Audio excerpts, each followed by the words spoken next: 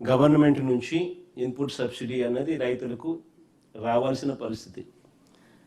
దాదాపుగా 1100 కోట్ల రూపాయలు ఇన్పుట్ సబ్సిడీ బకాయిలు.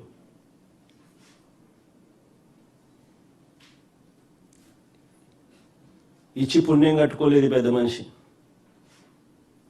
కట్టుకోకపోగా పైగా ఈ పెద్ద మనిషి రావడం, వస్తూనే రైతులకు ఇంతకు ముందు వరకు కూడా హక్కుగా ఉచిత పంటల బీమా అన్నది మా ప్రభుత్వ హయాంలో, వైఎస్ఆర్సీపీ ప్రభుత్వ హయాంలో హక్కుగా రైతులకు ఉచిత పంటల బీమా అనేది రైతులకు దక్కుతూ ఉండేది.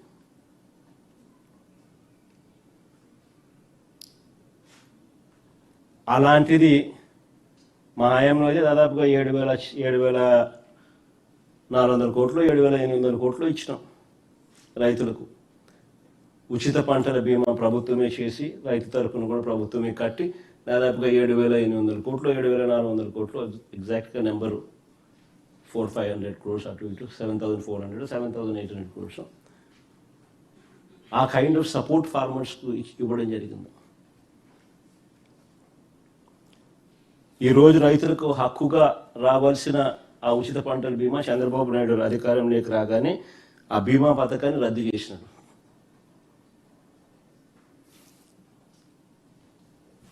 రైతుల పరిస్థితి ఈరోజు ఒకవైపున ఇన్పుట్ సబ్సిడీ రాదు, మరోవైపున రైతులకు హక్కుగా రావాల్సిన ఇన్సూరెన్సు సొమ్ము చంద్రబాబు నాయుడు పుణ్యాన రాకుండా పోయింది. రాష్ట్రంలో దాదాపుగా 84 లక్షల మంది రైతులు దాదాపుగా వ్యవసాయంలో ఉంటే 84 లక్షల దానికి కేవలం 19 లక్షల మంది రైతులు మాత్రమే ఇన్సూరెన్స్ చేసుకున్న పరిస్థితి.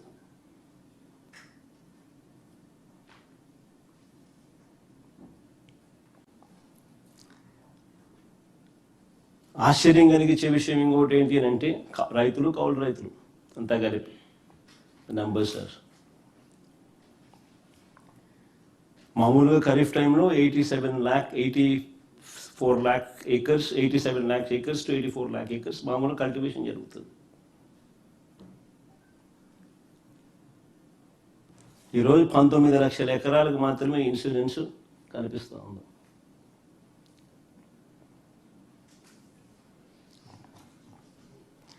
మిగిలిన వారి పరిస్థితి ఏమిటి అని అడుగుతా ఉన్నా.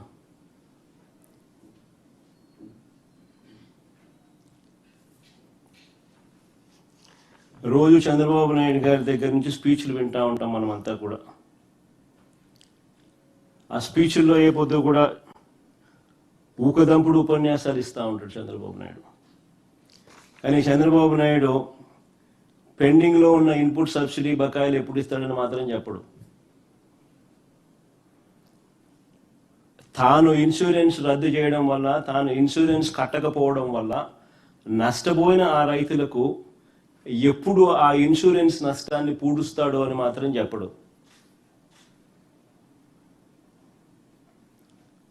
ఆయన ఊకుదంపుడు ఉపన్యాసాలన్నీ కూడా వింటూ ఉంటే చివరకు అన్నిటికన్నా ఇంకా బాధాకరమైన విషయం ఏంటంటే పెట్టుబడి సహాయం అంటే క్యాపిటల్ సపోర్ట్ కింద పిఎం కిసాన్ కాక అన్నదాత సుఖీభవ అని పేరు పెట్టి ప్రతి సంవత్సరం 20,000 ఇస్తానన్నాడు. ఆయన అధికారంలోకి వచ్చి 2 ఏళ్ళు 40,000 రూపాయలు ఇవ్వాల, సంవత్సరానికి 20,000 అంటే కేవలం 10,000 ఇచ్చి 30,000 ఎగరగొట్టాడు. సో రైతుల పరిస్థితి ఏమిటి అని అంటే, ఒకవైపున క్యాపిటల్ సపోర్ట్ అంటే పెట్టుబడి సహాయం రైతులకు దక్కకుండా పోయింది. 40,000 రావాల్సిన చోట 10,000 ఇచ్చి చేతులు దులుపుకేసుకున్నాడు, 30,000 మోసం చేసి. మరోవైపున ఇన్పుట్ సబ్సిడీ ఇవ్వడంలా మా ప్రభుత్వ హయాంలో సమయానికే సీజన్ ముగిసేలోగానే వచ్చి ఇన్పుట్ సబ్సిడీలు రాకుండా పోయింది. మా హయాంలో ఉన్న రైతు భరోసా ఈరోజు కనుమరుగైపోయింది. మా హయాంలో ఉన్న ఉచిత పంటల బీమా ఈరోజు రైతులకు ఒక హక్కుగా రావాల్సిన ఇన్సూరెన్స్ రాకుండా పోయింది.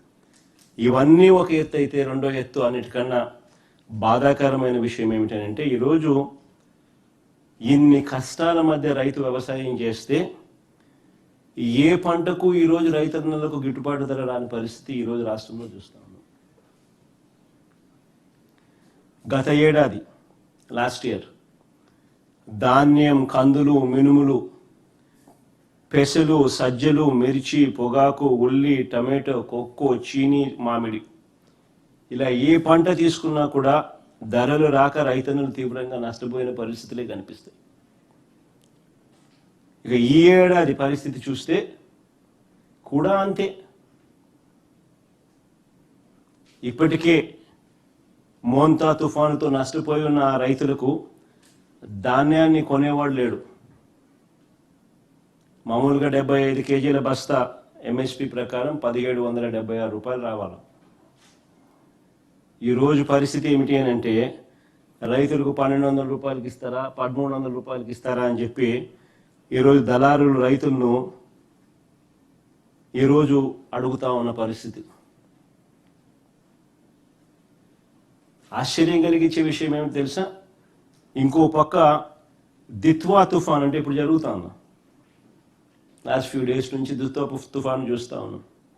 ఇంకో పక్క దిత్వా తుఫాను హార్వెస్టింగ్ సమయంలో వస్తుందని 10 రోజుల ముందే మనకు తెలుసు.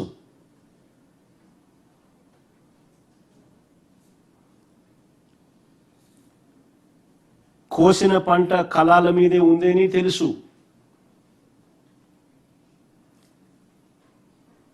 ఇంకా ఆశ్చర్య విషయం ఏమిటంటే, ఈ పంట కొనకపోతే ధాన్యం తడిచిపోతుంది అని తెలుసు.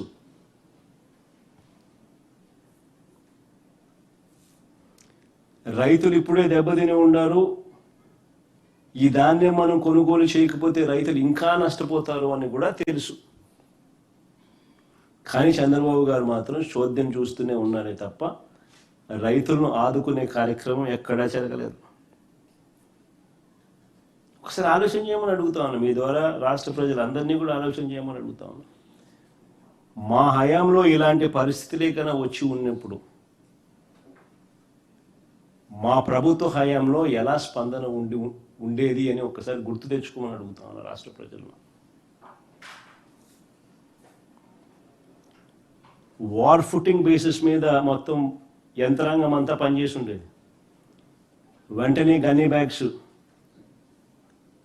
వెంటనే వాటి మీద సప్లై అయి ఉండేది. లాజిస్టిక్స్ కోసం లారీలు వెంటనే రంగంలోకి దిగి ఉండేటివి. ఆర్బీకేలు వెంటనే యాక్టివేట్ అయి ఉండేటివి. పంట కొనుగోలు వర్షానికన్నా మునిపే టక టక టక టక టక టక కొనుగోలు చేస్తుండేవాళ్ళు. ఇది గతంలో జరిగాయి.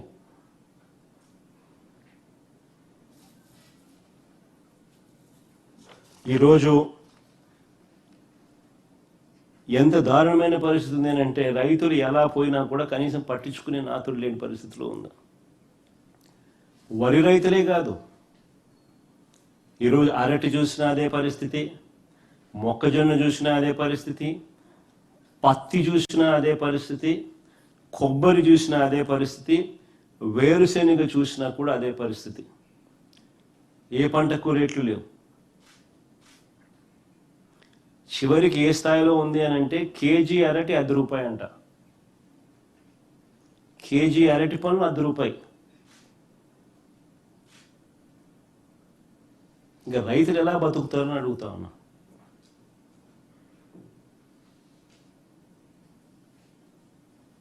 ఇంతటి ఘోరంగా పాలన సాగుతూ ఉంది. అదే ఒకసారి గతంలో మా ప్రభుత్వ హయాంలో ఒకసారి పాలన గుర్తు తెచ్చుకుంటే, ఇలాంటి పరిస్థితులు, ఇలాంటి సందర్భాలలో వైఎస్ఆర్సీపీ ప్రభుత్వ హయాంలో గతంలో అప్పట్లో అరటి, చీనీ రైతుల కోసం ఏకంగా ప్రత్యేక రైళ్లు నడిపాం. అనంతపురం నుంచి ఢిల్లీకి, తాడిపత్రి నుంచి ముంబైకి, నంద్యాల, కర్నూలు నుంచి గజియాబాద్కు, లక్నోకు ప్రత్యేక రైళ్లు నడిచినాయి. దీనివల్ల రైతులకు దళారీ బెడద తప్పింది. రవాణా ఖర్చు దాదాపు 40% తగ్గింది. ఎక్స్పోర్ట్స్ సైతం పెద్ద ఎత్తున అవైలబిలిటీ లేకొచ్చింది. మా ప్రభుత్వం రాకమునుపు అరటి ఎక్స్పోర్ట్స్ 23,000 టన్స్ ఉంటే మా ప్రభుత్వం 23-24కి వచ్చేసరికి 3 లక్షల టన్నుల ఎక్స్పోర్ట్స్ అరటి. ఇది ఎక్కడ 23,000, ఎక్కడ 3 లక్షల టన్నులు. ఎక్స్పోర్ట్స్ సైతం పెద్ద ఎత్తున అవైలబిలిటీలోకి తీసుకొచ్చినాం. రైతులకు అదనంగా 20-40% రేట్లు పెరిగాయి. మరి ఈ ప్రభుత్వం ఏం చేస్తా ఉందని అడుగుతాను. చంద్రబాబు నాయుడు అనే వ్యక్తి ఏం చేస్తా ఉన్నాడని అడుగుతా ఉన్నా. నిద్రపోతున్నాడా?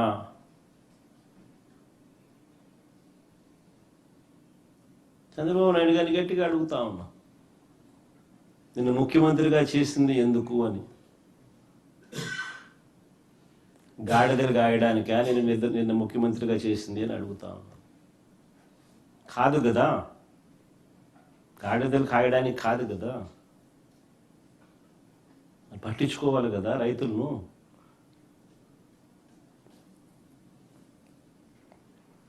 చివరికి ఏ స్థాయిలో నిజంగా చంద్రబాబు నాయుడు గారి ప్రభుత్వాన్ని చూస్తే బాధ ఎక్కడ అనిపిస్తుందంటే, పులివెందుల్లో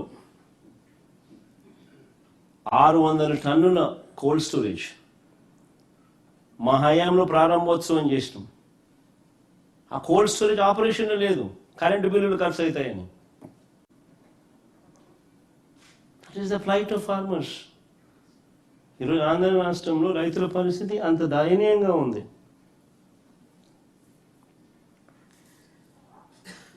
ఒకవైపున రైతుల పరిస్థితి ఇంత దయనీయంగా ఉంది. రైతులకు ఇచ్చిన హామీలు మోసంగా తేలుతా ఉన్నాయి. ఇంతకుముందు లాస్ట్ ప్రెస్ కాన్ఫరెన్స్లో, ప్రెస్ మీట్లో నేను చంద్రబాబు నాయుడు రైతుల కోసం ఏం అన్న మాటలు ప్లే చేసి చూపించిన, ప్లే చేసి చూపించిన మీ అందరి సమక్షంలోనే జరిగింది. పిఎం కిసాన్ కాక అన్నదాత సుఖీ బాబా 20,000 ఇస్తానన్న మాటలు ప్లే చేసి చూపించిన ఇక్కడ ఇదే టీవీలోనే. మళ్ళా ప్లే చేస్తే రిపీట్ అవుతుంది కాబట్టి ఐఎమ్ స్పేరింగ్ దట్ గెస్చర్.